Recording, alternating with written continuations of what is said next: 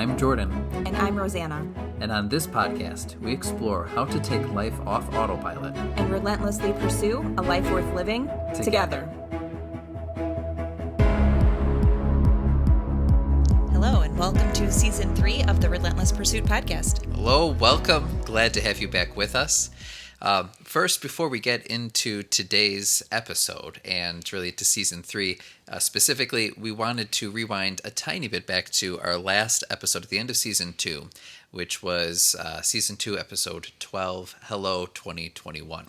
And that's where we both took a few minutes to share some of our vision for this upcoming year. One of those specific pieces was we wanted to be more generous and more charitable this year compared to years past. So one of the things that we've begun doing is setting just a monthly goal. Every month we're going to select a different charity that we believe in and can get behind and are going to be contributing to that. And as part of our accountability for it, as well as I hope a tiny bit of maybe an example to our listeners as well, is that we're going to be posting on our website each month which specific charity we have decided to contribute to. So if you go to the relentlesspursuitpodcast.com, you'll be able to see on our homepage which charity we're contributing to at any given month. And hopefully if you like that charity, then you can click on the link and add your own contribution, or maybe there's something more specific that you have in mind, and then we encourage you to go and to do that this year along with us in whatever way suits you best. All right. So now that we're in Season 3, well into the new year, taking January off and getting started, we thought that Season 3 needed a little bit of an introduction to kind of explain kind of where we're going with these next 12 episodes. So, just based on everything that's been happening, in a world filled with uncertainty, trauma, hostility, and fear, we specifically are choosing to focus on love in its many forms. So from romantic love to brotherly love and even a more altruistic love, talking about charity and generosity. And although there's no right or wrong way to love, there's a beautiful fullness when your life has multiple layers of all three of these types. And the more I thought about that, the more I was reminded about this reading that most people have read when they get married. And it's this: love is patient, love is kind, it does not envy, it does not boast, it is not proud. It does not dishonor others, it is not self-seeking, it is not easily angered, it keeps no record of wrongs. Love does not delight in evil, but rejoices with truth. It always protects, always trusts, always hopes, and always perseveres. Love never fails. And if you think about those words, I feel like love in all of its forms will allow you to relentlessly pursue a life worth living, a life of positivity, of action, of kindness, one of generosity, one of purpose, and one of meaning. Even in the interviews we have coming up this season, we have couples who are living what they love, and it's not only transforming their lives, it's transforming communities of others around them. And let me tell you, I'm super inspired by it, and I'm really excited about what we've got this season. Yeah, so all of you will hear the regular variety of episodes and topics in Season 3 over the course of the next 12 episodes, but you'll be able to kind of course this theme of love that is kind of interwoven within each of those conversations.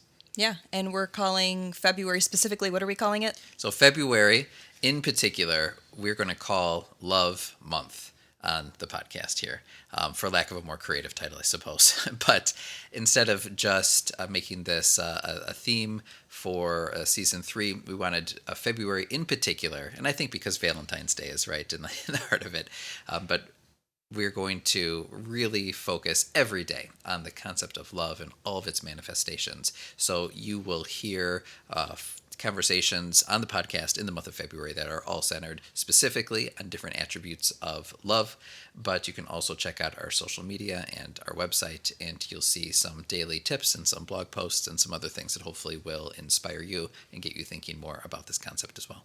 All right, so let's dive in to Season 3, Episode 1, You're My Person. You're my person. It's a cute phrase. It is a cute phrase. Good episode title and topic. So do you want to know where this term originated? Okay.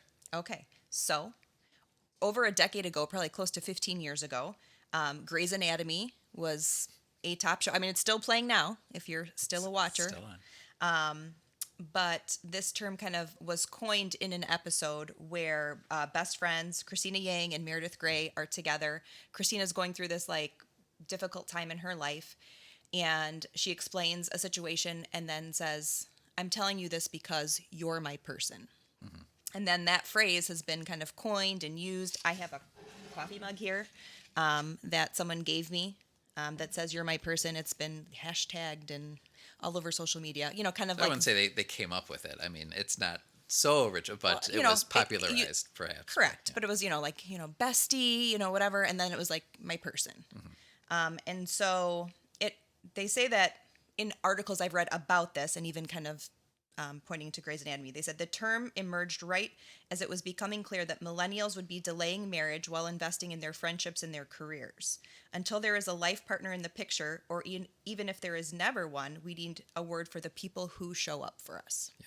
And so that's kind of what the episode is about today. Those people in our lives that are our person, that show up for us, that love us unconditionally. Mm-hmm. All right. So I feel like this is a nice phrase because there's a little bit more heart and sentiment embedded in it that is difficult to articulate.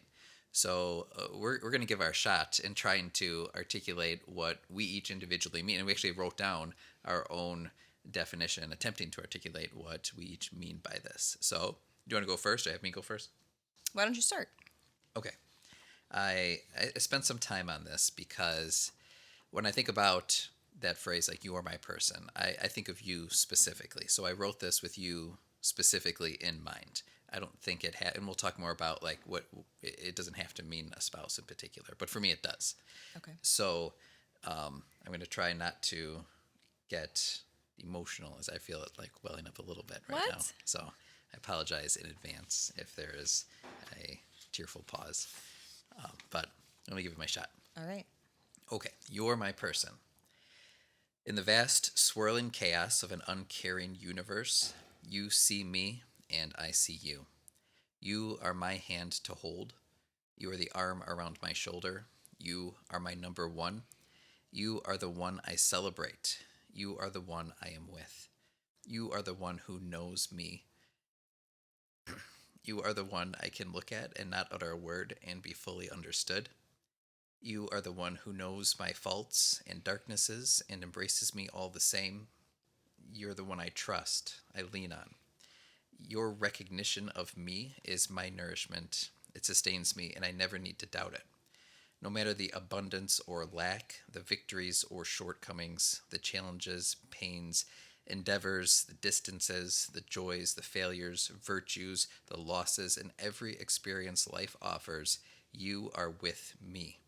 Without you, I am half an expression, a lost, incomprehensible utterance soon forgotten.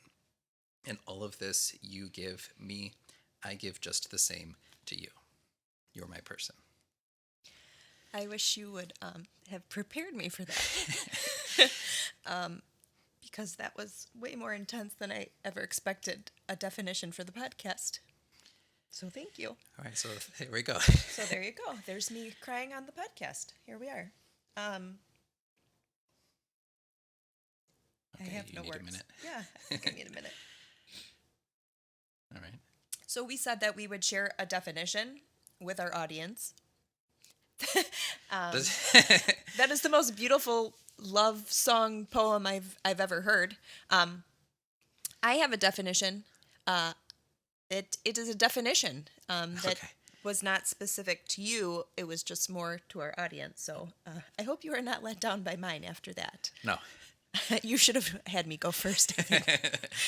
No, but I mean, this is really like what we're trying to focus on. It's like the heart, and it's so difficult to, I think, really capture with language and with expression, like what we mean by this. So I tried to be a little bit more artistic, with that, because it is an intense feeling that I have for you, and I wanted to do my best to try to express that here. Well, and over the last couple years, you have made it a point to tell me that I am your person. And you have friends and you have people in your life that are important to you. And you said, but Rosanna, you are my person.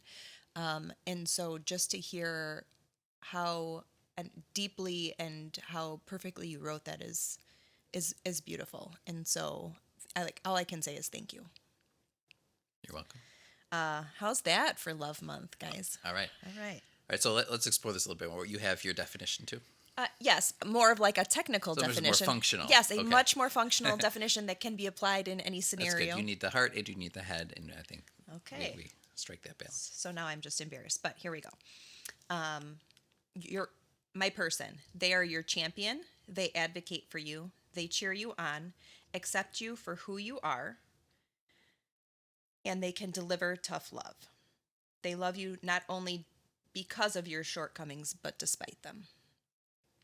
And then I just like pulled that out a little further that your person does not have to be defined by blood or law. So it can be anyone from a best friend or a parent or a significant other. So it could be someone that you're related to or married to, but it does not have to be because not everybody is in a romantic relationship or in a partnership or in a marriage like that.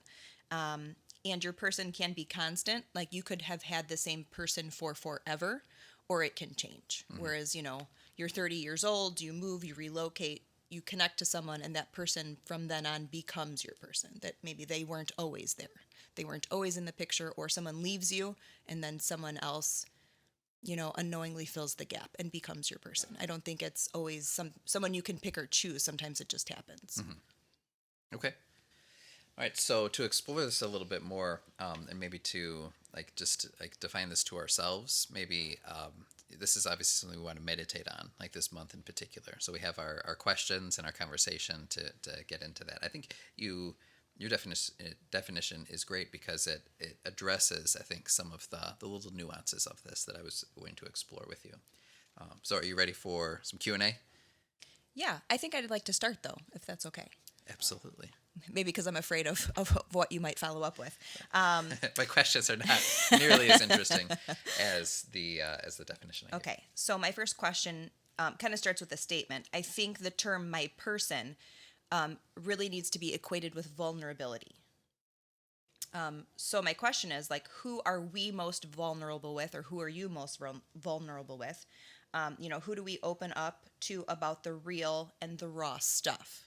And I think that can give us an inclination of who our person is. Yeah. You know what image came to mind when you were saying that was, like, let's say you're in a group, even like a group of friends or people that you know, but once, let's say, certain people leave the room, like what then is like really on your mind that you can say who's left in the room when you can be like, okay, here's what I'm really thinking. Because I think of this at work sometimes where I'm in meetings all the time, but then like after the meeting there might be like one or two like particular people that I'll seek out and be like, all right, here's kind of like what I'm really like thinking in regards to this. And I think about that with you in particular, like no matter what my thought is, no matter how inane or just like ridiculous it is, like I can verbalize that and have someone hear it. And I think that's the important part about having a person is like we all have thoughts, we could all say them out loud, but having someone hear it and understand and acknowledge it is that piece that is so fulfilling. Well, and I mean, there's this whole idea of vulnerability. Brene Brown has written a book on it. Like more people are talking about being vulnerable after years of like hiding things that that they are afraid of or that they have shame or guilt for, and like who do you trust with those things? Mm-hmm. And so it's for a lot of people that's really hard. And so you and I have shared things with each other. We've known each other a long time. So it's not like there's all of these secrets, but it's just your feelings. There's things that you go through or things that you struggle with, and to be heard is really important. Right. And so I think that's the important part is it's not just what you're expressing, but it's also the way that it's received as well. So I could say the same thought to multiple different people, but the way that it's recognized is what might make someone my person versus not. Okay. Do you have anything else you want to say on that? Not specific. I mean, I think we'll come back to that. I have a few questions that I think we'll get to that. You know what? Actually, sorry. You have more. Go ahead. Do. Well, because I'm looking at the second question under that. And when you said, like, there's a room full of people, and then, like, once some of those people, like, once some people leave, like, who's kind of left, and who are you going to share that more intimate thing? And it just reminded me of this story. We have a lot of different friends from a lot of different parts in our lives. And I think that's the interesting thing as you get older. Like we have friends from when we were kids or in high school, then you have your college friends, then you have like your friends from your career, and then once you have kids, then you have like the parent friends of your kids, that you can, so you kind of start picking up all of these people. And so I was thinking about it like there's like a little small core, and then there's kind of rings that stem outside of it. And so like you have your people, like these are my people, and then this is my person. And I was always jealous of, like, there seem to be people who have like clans of people, like that, like when they get together, there's like 8 of them or 12 of them, or like different people have like these like little tribes. Yeah. And I was never really like that. I was like always close to like a person or two, or even just one. And now, within the last year, I realized like I've started to have like these different circles, from different areas. And someone that's like in one of the circles, she was going through something. She lost a job, and I showed up, and I think I had like a plant and a card for her. And I said, like, if you need anything, we're here for you. I know that you have your people, but I'm here just in case. And she said something that was very beautiful. And she said, Rosanna, you are one of my people. And I guess I never thought of myself as that, because she has so many friends and so many people that surround her and love her. So even just to be considered in the group of someone's people is important. And so it's not that just that person is important. We have this other group of people that are still important, and that you can have multiple people, and that you could still be my person. Right. And they're not any less important.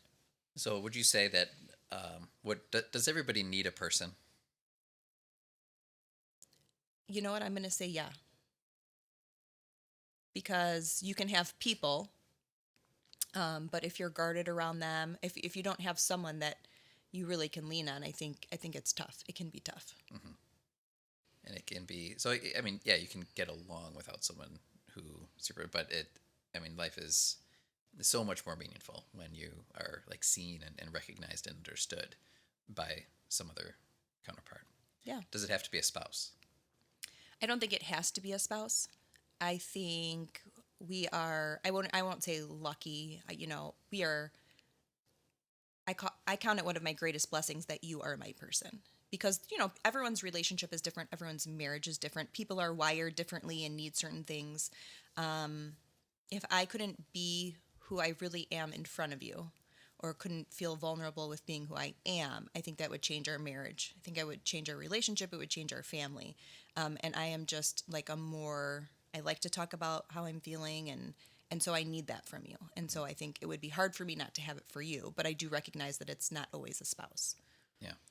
So if a person is married, like, wouldn't you say like that's kind of what marriage is? Like, it's kind of this formal commitment of saying like we are now each other's people. I think so, but for some that takes time. Mm-hmm. Maybe in certain ways too, because I think about maybe on like a day-to-day basis, sometimes spouses can be at odds or just kind of doing their own thing in a certain way. But then when it really counts, like I'm thinking of a particular couple, and one of their parents passed, and they weren't known for their outward affection, but at that time, it's like, like I'm I'm going to support you through this. I'm going to drag you, pick you up, and push you through it. Yeah. So maybe like it's not. So I think you can differentiate between like there's this day-to-day, kind of recognition by some other person, but also when you really need somebody, then I think that is equally important. Well, and I would say that you're my person. Okay. And I would say 99 times out of 100, it's you that I'm going to go to. But I also feel like there's this like male female differential. Like sometimes I am speaking in this like something only a woman would understand. I hear you. I logically understand what it is you're saying, but at the same time, it makes no sense. Right, correct. So, although you are my person, that's why I think like you can have more than one person, I guess. Because I think for like a man, right, there's just all of these things in marriage that are hard and that are good, but sometimes you need like a friend's perspective, like that's one step outside of your marriage to like support you and lift you up and build you and talk you through it and give you some of that advice. And so like, sometimes, my mom is my person and sometimes I have a girlfriend that is my person. And so there are different people you have to go to for different reasons, but not everybody is my person. I have people, plenty of people that I love and, that support me. But there are plenty of people that don't know my insecurities, my vulnerabilities, and, the things I'm dealing with. And they're not meant to, and that's okay. Yeah. So it's almost like to your advantage to have like maybe multiple people in your life who you would call like my person, but just because of who they are and the experiences and perspectives they bring to the relationship, they might kind of fulfill different roles. No two persons are the same. Yeah, I think in the time that we live now, we wear many hats, and we're not just this one person. And so to have like the support and love and understanding of multiple different people can help you wear those many hats and be those people. Yeah. Or what else you got? Did you ask a question? I feel like I asked two. You did? Okay, how about this? Does or should your person complete you? No. Maybe. I don't. I don't know if I totally understand that phrase like well enough to say yes or no. I feel like you. I don't know. I mean, in my definition of my person, I said without you, I'm half an expression. So I feel like all right. So maybe I'm a complete individual on my own, but I am amplified and made better, made into something more with you in my life than what I could have achieved independently. Yeah, I like that.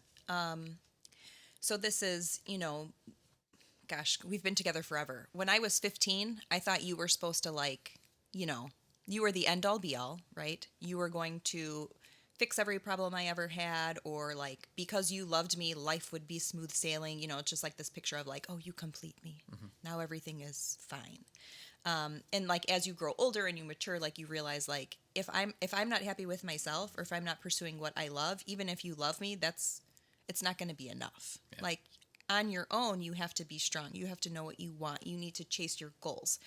And the fact that you are beside me, cheering me on, only makes me better, stronger, and not complete, but it amplifies who I am and what I want. Yeah. And so I think it's kind of like in the context of you're my person and like marriage myths, like we think this other person is going to complete us.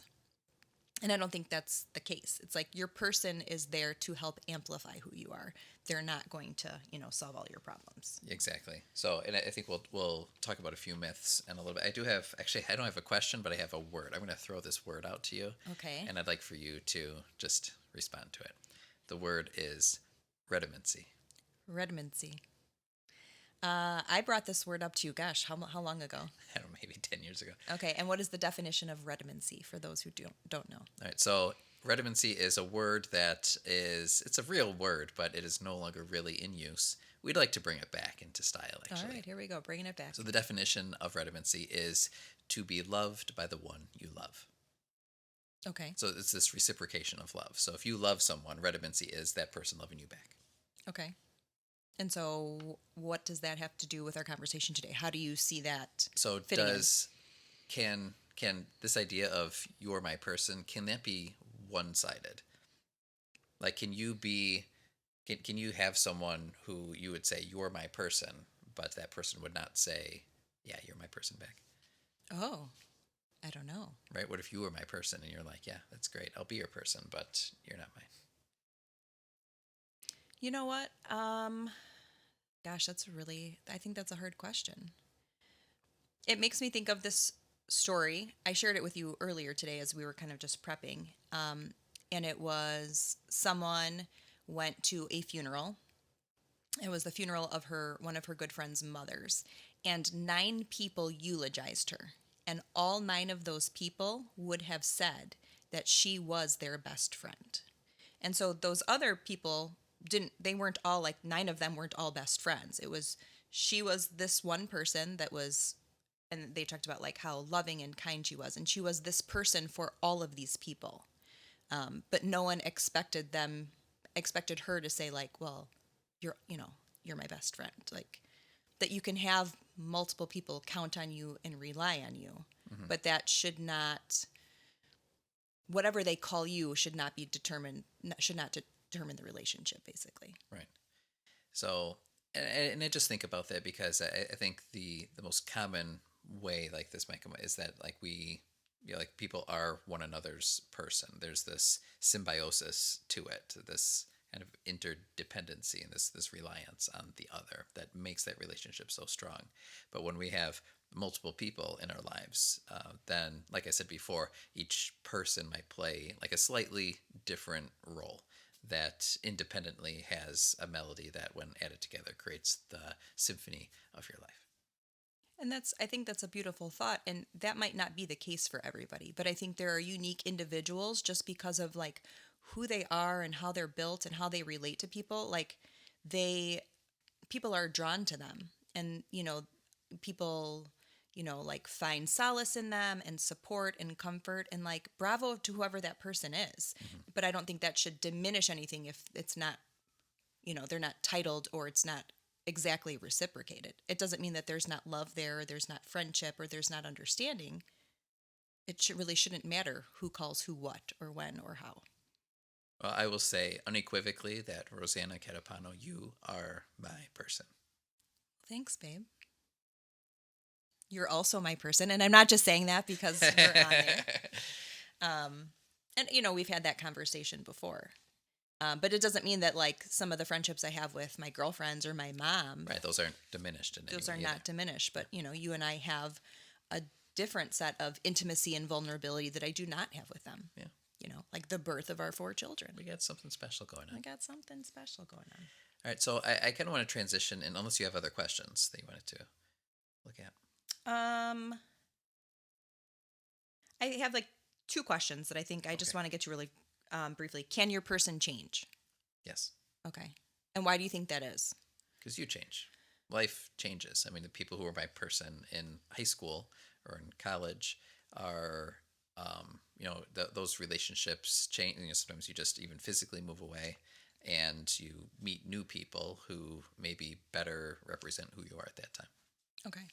So life is filled with change, and so therefore sometimes your person change depends on the situation. But I would also say, like, especially in marriage, like you're married, like you are committed for life to being that other person's person. So you can't expect your spouse to stay the same the whole time, and you kind of need to like change and appreciate and aspire to be their person no matter what like phase of life or age you are. Oh, I would agree. We are not the same people we were when we got married 15 years ago, or when we started dating 22 years ago. But changing together and acknowledging someone's change, like it's a slow progression, and so you have to kind of learn the other person as they change. Last one: will you and your person always agree? Will it always be smooth sailing? No, someone who is just, you don't want a person who's just like that yes man or yes woman in your life too. So it's helpful to have someone who can speak truth in a way that still like affirms rather than injures the relationship. Okay. All right. So where do we go from here? All right. So speaking specifically about marriage, I know that you've listed a few marriage myths and brought up 1 or 2 of those already. But I think in particular, when we think of like my person, and we've talked about how the spouse really plays a significant, if maybe not the most significant role as our person in our lives. But there may be some false expectations that come along with that too. So you've prepared a few myths. We'll read all of them. Maybe we don't have to talk about all of them, but maybe see if you or I have fallen prey to any of these myths, or at least maybe talk about others that we have seen in some way or another. Okay, so the first one: happy couples do everything together, or even you and your person do everything together, you and your best friend do everything together. That is a myth, right? Like, we live together, we have a family together, we have children together. We have different careers. We don't do that together. Even sometimes when we go out socially, it's not together. You'll go out with a guy or guys. I'll go out with a girl or girls or do something like that. Like, we don't do everything together. And having shared experiences is great, but having different experiences, different lives is important because then you bring something special back together and you're teaching each other and you're learning together and you have something to talk about. So I think that's, could be a myth. Like, oh, this person's not my person because we don't do everything together. Well, in reality, you can't. Right. And it's not going to happen. But no, it's probably better off not that way. All right. Why don't you read through the list and then we can pick a couple. Okay. Marriage solves all of your problems. Good, healthy marriage. Can I get through the list? I thought it was like makes as many problems as Yeah. Sorry. All right. Good, healthy marriages come naturally.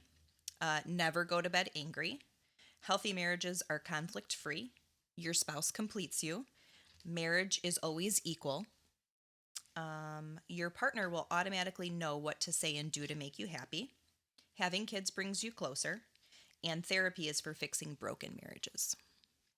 I want to ask about one. So maybe the fourth one, I think. Never go to bed angry. Why is that a myth? I was reading on that, and that's like something people always say, like when you're getting married, like never go to bed angry or whatever, because you should always like resolve and rectify the situation like immediately, and you shouldn't have animosity when you go to sleep, so that when you wake up, it's a fresh start. And some people will say, if you're mad, like you can tell someone, I'm upset with you about this, and I still love you, but like sometimes you can't just make it go away.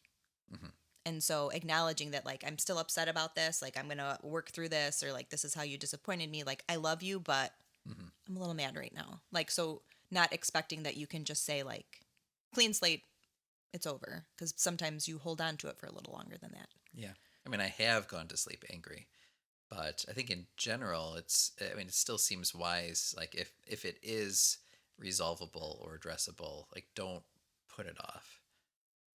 So I don't know. So that one seems a little bit more nuanced to me. But yeah, okay. I sense why that could potentially be a myth. All right, so the other one that I want to bring up is the 10th one, the last one that you listed. It says therapy is for fixing broken marriages. And that's true. If there's a problem and you kind of bring in the professionals to help fix what is broken. But why is that a myth? Like, what else is there to it? Well, I think, therapy has a stigma. And so people use that as like a last resort. And so, we had talked to Casey Lloyd in season 2, and she is a positive psychologist. And she said, instead of like waiting until you're at the point where you need to be in therapy to fix something, you can, use a professional to like take you from good to great.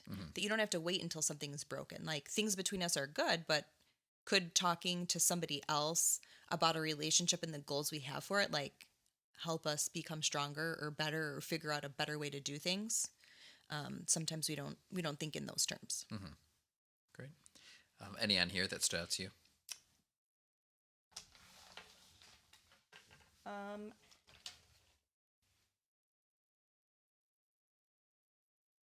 Happy? Well, no. I think we've really talked about a lot of those. So I think it's just good to remember, whether your person is your spouse or whether your person is a girlfriend or a guy friend or a parent or a sibling, like, you can apply some of those same myths to the relationship. That although this person is special, important to you, they understand you, you're vulnerable, they're not always going to say and do the right thing. You're not going to do everything together. And relationships will ebb and flow, but that person's love and respect for you and the fact that they will listen and acknowledge where you're at is the important thing. You're not going to be holding hands all the time. Right. All right. So just in terms of takeaways and kind of hopefully our last words of inspiration to all of you listening are that, we sincerely hope that you do have a person, and especially this month, during Love Month, we hope that you can really focus on the love and sincerity that you have for those really special people in your life, and really think through what makes them stand out, what makes them your person, and if there's a way to express that or to show your gratitude for the role in their life, in your life, that they play, then this might be a great month, a great time this year to really express that. Yeah, today is February 3rd, and so that gives you an opportunity to use February as a time to kind of think. And so whether you're writing your friend a Valentine or a Galentine for Galentine's Day, or just doing something during this month, it's a good time to reflect and to think about those people you love and let them know. Absolutely.